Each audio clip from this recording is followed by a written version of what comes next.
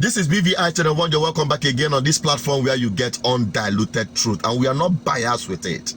Yes, talking about Mmesoma and Jamb saga.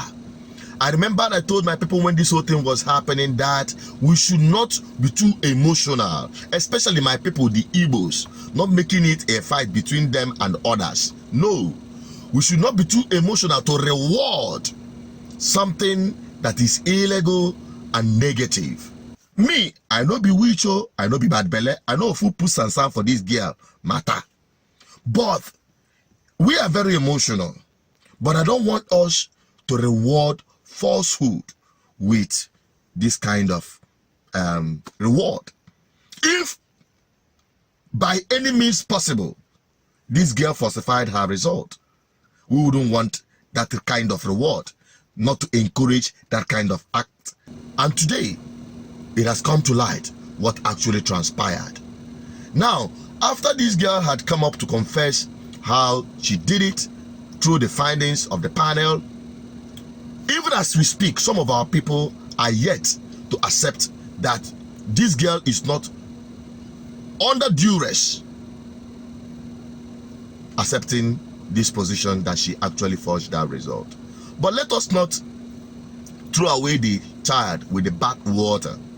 Let us analyze this thing in a clear term. In a country where its so-called first citizen is embellished with controversy of forgery, forgery of age, forgery of certificate, forgery of whatsoever kind. David Hundeyin is an award-winning Nigerian journalist who has released a lot of information about the APC presidential candidate Bola Ahmed Tinubu.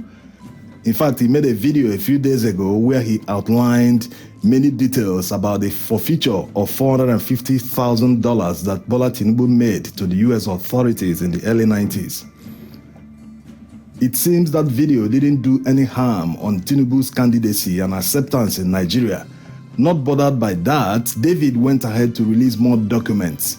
These documents are explosive. They are a confirmation of the documents that Tinubu submitted to INEC while he was filing his presidential candidacy form.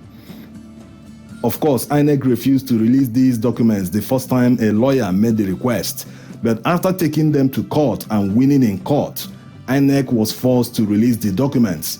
So David went ahead with another lawyer in the United States to make a request in the university to find out if the document is truly authentic.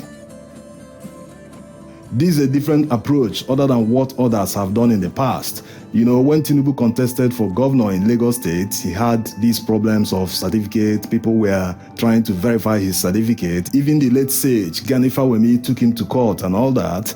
And all this while, people were verifying his certificates. They normally contact the school and ask if the name Bola Tinubu attended the school, which the school will normally respond in the affirmative. But this time around, David and the lawyer in the United States decided to make a request of a printout of the original certificate from the school.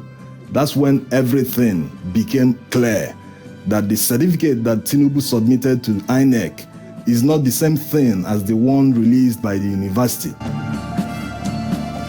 Let's go to the second document before we come back to the certificate in order to explain things better. On this document, you can see that the gender of Bola Tinubu is female here. Can it be a typographical error? Maybe that's the reason he couldn't contact the university directly himself to retrieve the original certificate. If the lawyer in the university can get this original certificate as issued by the same university to him in the 70s, why couldn't he himself apply to the university to retrieve the document by himself? Maybe it's because the university can only give the original document to the original owner. Who knows? Maybe it is not his in the first place because of the female gender. The lawyer had to pass through the court in order to get these documents. But if you are the owner, if Tinubu is the owner of these documents, he passed through the university, he lost them, like he said, when the military raided his house in the 90s, Why is it difficult for him to approach the university and retrieve the original document, the original certificate? There's this document from Chicago State University that says that Tinubu graduated from Government College, Lagos in 1970. This can't be true because Government College, Yaba was established in 1974 by Mobolaji Johnson, the former military administrator of Lagos. If you look on this board, you will see all the principals, the past principals of the school. So Tinubu couldn't have attended a school that wasn't in existence at the time. This might also explain why he didn't fail the primary and secondary schools he attended, because that would have been easy to verify. The same way Tinubu is facing disqualification for forgery of certificate and lying under oath in his INEC form, it's the same way his protege and governor of Lagos State, Babajide Sanwo-Olu, is facing disqualification for submitting a non-existent WAEC result to INEC. Sanwo-Olu's problem started when the PDP governorship candidate in Lagos, Jando, made a search on WAEC's website to find out if his result, the result that Sanwo-Olu submitted to INEC, really exists. The search came back negative. This was around April when he wanted to submit his petition to the Lagos State Governorship Election Petition Tribunal. This made Jando to suspect a foul play. He wondered what was going on. Did Sanwo-Olu submit a fake result to INEC? Why can't his result be found on INEC website?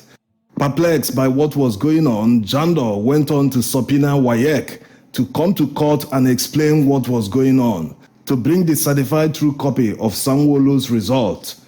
At this point, everyone was expecting WAEC to explain what happened, but they were surprised when the WAEC representative came to court barehanded and claimed that Sanwo-Olu's result now miraculously exists on their website. This is an interesting turn of events. What really happened? How come Sanwo-Olu's WAEC results now exist on WAEC's website? Who uploaded it? What is going on? Is someone making a cover-up? Anyway, the court wasn't satisfied with the presentation made by the WAEC representative, and in order to find out what really happened, in order to dig deeper, the court ordered WAEC to go and produce certified true copy of their back-end servers so that the court can determine the actual date it was uploaded and why and by who.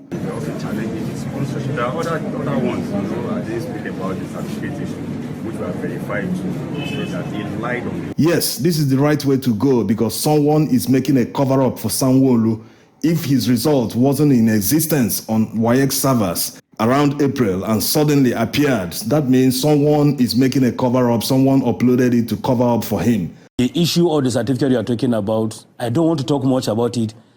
They came to NYC for verification. We said this certificate is not issued from us. I wonder why issue of racketeering will come up when you are talking about elite, somebody who is a graduate, somebody who is well enlightened. You obtain certificate from where? You don't know where you obtain certificate. You don't know how we issue our certificate. So you have problem with certificate. How? You can't go and collect certificate on the street. You can't go and collect certificate in your room. You don't go and collect certificate in the hotel. You should know better. Please, I don't want to talk much about this. The governor-elect is a lawyer. I am not a lawyer, but I know as a DG NYC, I'm fully aware of this case. He came to me. I told him, I called my director certification. Let me see your certificate. I was so frank and clear to him that this certificate is not from us. I'll show him some few examples just to help him. And the petitioners have argued that the ground one of the petitions are well founded in law, that the borders on this constitutional provision that where a candidate presents a forged certificate to INEC, that candidate stands disqualified, and that's the position of the law. And the court have taken those arguments and reserved ruling on those applications to the final judgment. The rulings in those applications will be delivered alongside the final judgment. And the petitioners are ready to bring their witness to prove their case that the second respondent, Peter Mbak, presented a forged NY certificate to INEC. And the law says that if he does that, he stands disqualified. Pursuant to section 182 sub J, sub 1J of 1999 Constitution as amended. We're not here contending whether he was one who forged it or not. Our contention is that he presented a forged certificate to INEC. The same country that have bred a generation of young people that look at them as a role model. Yes. So I'm not surprised. It's not because she's Mmesoma. It could be Aisha. It could be Bisola. But the bottom line of this whole thing is that Nigerian leaders have become a bad example to the current generation that we found ourselves. That is the truth. I'm talking about JAMB, which are the center of the stage. You can't blame the people. They have lost confidence in the Nigerian system. The same JAMB where they had a snake swallow millions of naira from the safe. How do you expect people to believe their own side of the story? So nobody should blame the people for trying to defend this girl. Nobody should blame them. And taking it further, I heard that this man they called Keyamo had come to do a whitewash, saying that Nigerians, oh, you shouldn't blame this girl too much, you shouldn't castigate her for forging the result, let us find a way to help her and encourage her and the rest of them. Through Festus Keyamo's Twitter page, as he posted or tweeted, here he says, I deliberately waited for the end of this investigation before commenting on this unfortunate case of our daughter, Mmesoma. She is a brilliant girl, judging by her actual results of 249. The nation should be careful not to destroy her. What she needs is counseling. You are part of the people that inspired her.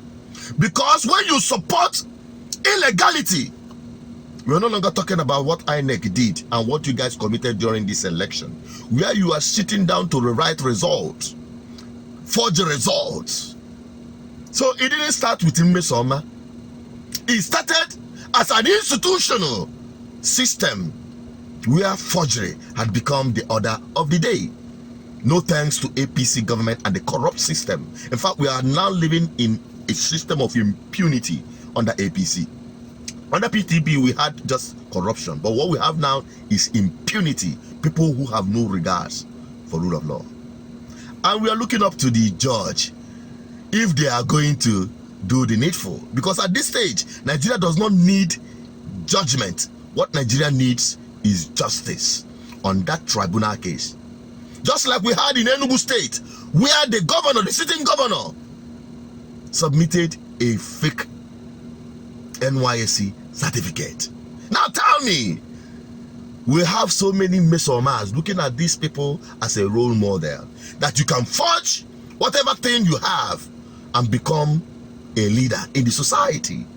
Now tell me, how do you expect a better society moving forward?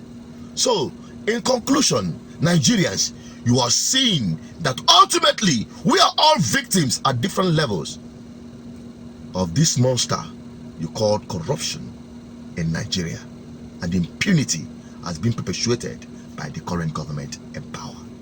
What do you think about this? I want to have your opinion. Let us go down to the comment section. Start dropping it hot.